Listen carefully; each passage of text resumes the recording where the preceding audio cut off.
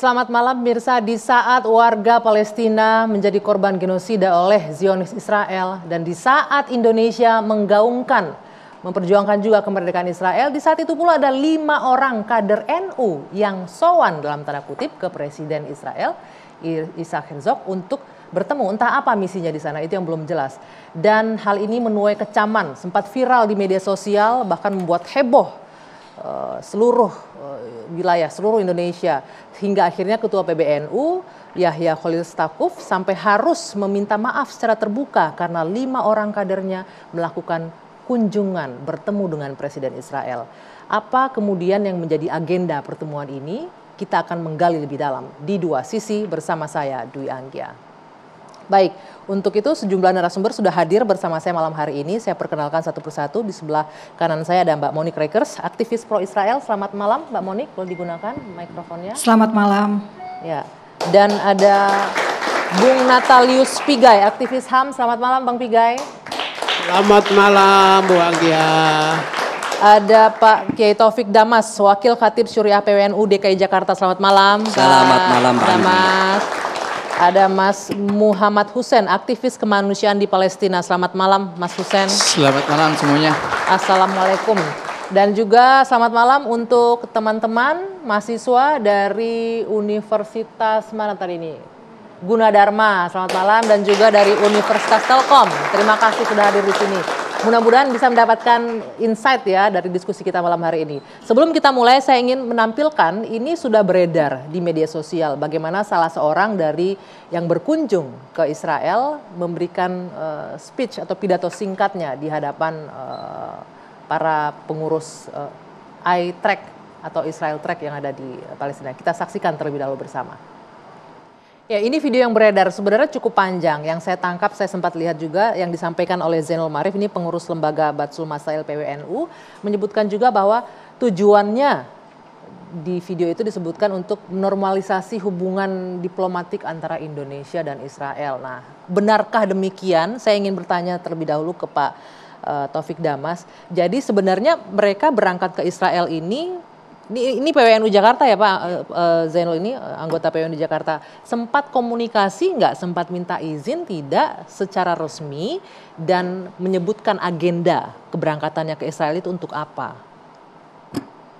Baik, terima kasih Mbak Anggi. Yang pertama ingin saya tegaskan bahwa Zainul Ma'arif khususnya itu memang kebetulan di PWNU DKI Jakarta sebagai pengurus lembaga Batsul Masail di PWNU DKI Jakarta. Tapi dalam hal keberangkatan dia ke Israel itu sama sekali tidak izin kepada pengurus harian.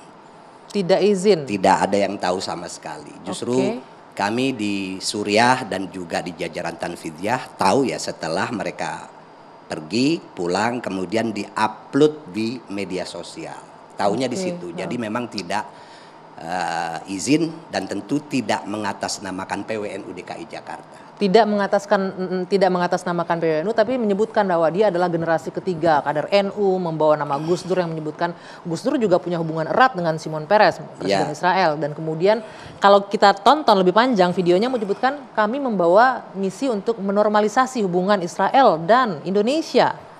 Luar biasa nih, kita aja nggak punya pemerintah kita. Betul, itu hubungan diplomatik gitu. Mungkin apa ya, yang jelas itu terlalu berlebihan kalau mereka punya tujuan menormalisasi hubungan Indonesia dengan Israel.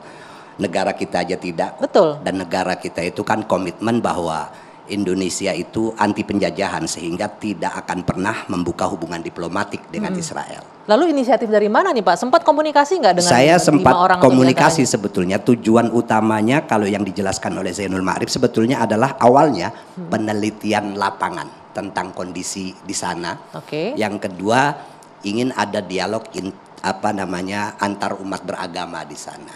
Itu aja sebetulnya tujuannya. Tidak. Penelitian lapangannya buat apa nih Pak? Ya, dia pengen lihat kondisi di sana bagaimana dan lain sebagainya, terutama di wilayah-wilayah yang dia datangin gitu. Berangkatnya dibiayai oleh siapa? Bagaimana undangannya dari mana? Apakah dari pemerintahan Saya Israel, tidak bisa organisasi? menjelaskan lebih detail karena nanti takut salah saya kalau soal berangkatnya. Tapi sempat dibiayai komunikasi, oleh siapa. sempat nanya. Sempat, karena tadi juga ada keputusan baru bahwa mereka itu sudah diberhentikan dari kepengurusan di PWNU DKI Jakarta. Oke, langsung diberhentikan. Iya, Tapi diberhentikan. melekat ya anggota Nahdien ya nggak bisa diberhentikan Ya kan, kalau tetap sebagai aja labelnya. orang NU ya nggak bisa dipecat kecuali Oke. meninggal. Meninggal pun masih tetap diakui orang NU karena tetap ditahlilin, dibacain doa gitu Ya. loh ya. Nah, diberhentikan untuk kelima-limanya di pengurus masing-masing, kan ada di bawah organisasi NU lagi kan, ini mereka masing-masing ada. Kalau yang selain Zainul Fatayat Ma'arif NU. saya nggak tahu Oke. karena yang di bawah PWNU itu cuma Zainul Ma'arif. Oke. Yang lain kan ada yang di Muslimat, Ada di Fatayat NU juga. Fatayat atau Muslimat ya. Fatayat ya kalau nggak salah. Fatayat ya. NU, Fatayat ya. terus ada yang di Pagar Nusa kalau nggak salah. Jadi saya belum tahu kalau yang lain Oke. itu. Kalau ini saya ingin konfirmasi lagi Pak Taufik, karena yang beredar ini kan mereka dapat undangan ini dari iTrack. iTrack ini Israel Track, sebuah Ya. organisasi yang membiayai ini. Itu pihak NU tahu, PWNU masa nggak tahu ada kadernya berangkat situ? Nggak tahu sama sekali. Mereka diundang membawa nama NU. Ini kalau kita berpikir secara sederhana, bisa nggak sih orang awam datang ke negara lain ketemu sama presidennya? Kalau Iya. nggak perwakilan ofisial kan gitu Betul. kan? Artinya berarti membawa ofisial NU dong berangkat ke situ. Enggak. Tidak. Tidak sama sekali. Tanpa sepengetahuan kepengurusan NU. Jadi mereka datang itu tidak tidak atas nama lembaga NU, pribadi-pribadi aja. Dan mereka akui itu nama pribadi-pribadi. Contoh gini nih sederhananya Pak, misalnya teman-teman mahasiswa nih kalau ada undangan untuk short course di mana di universitas luar negeri pasti minta tanda tangan rekomendasi ya dari dosennya, dari lecturenya, dari rektor barangkali. Nah ini kan atas nama NU yang diundang, nggak ada minta tanda tangan surat apa segala macam. Tidak ada. Yang saya tahu tidak ada. Oke. Baik, nanti kita lanjutkan lagi. Saya mau ke Mbak Monik terlebih dahulu. Mbak Monik, kalau Anda sendiri melihat sebagai aktivis pro-Israel, melihat pertemuan ini memaknainya seperti apa dengan adanya 5 kader NU yang hadir di situ? Iya. Dan Terima kasih. Saya sangat mendukung. Karena negara kita, Indonesia ini mengenal solusi 2 negara. Artinya Indonesia mengakui Israel dan Palestina. Indonesia, negara kita sudah mengakui kemerdekaan Palestina pada 15 November 1988. Karena itu ada kedutaan besar Palestina di Jakarta. Kalau Palestinanya belum merdeka, maka kedutaan besar yang ada di Jakarta itu ilegal. Karena Indonesia mengakui 2 negara, maka yang selama ini kita dengar di demonstran, jargon from the river to the sea, Palestine will be free, sebetulnya tidak sesuai dengan kebijakan negara kita. Karena negara kita mengakui solusi 2 negara tadi. tapi negara kita di pembukaan undang-undang juga menyebutkan kita tidak menyetujui penjajahan di atas dunia harus dihapuskan. Sementara yang dilakukan oleh Yasser Zionis Arafat Israel telah kan juga- mendeklarasikan kemerdekaan tersebut pada 15 November 1988.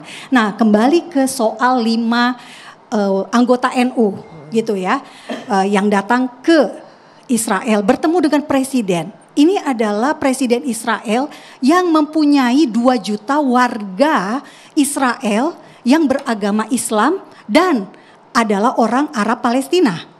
Jadi populasi Israel sebagai negara itu ada 10 juta warganya. Nah 10 juta itu terdiri dari 2 juta orang Arab Palestina yang memilih menjadi warga negara Israel. Nah dari 2 juta itu 1,2 juta adalah Muslim.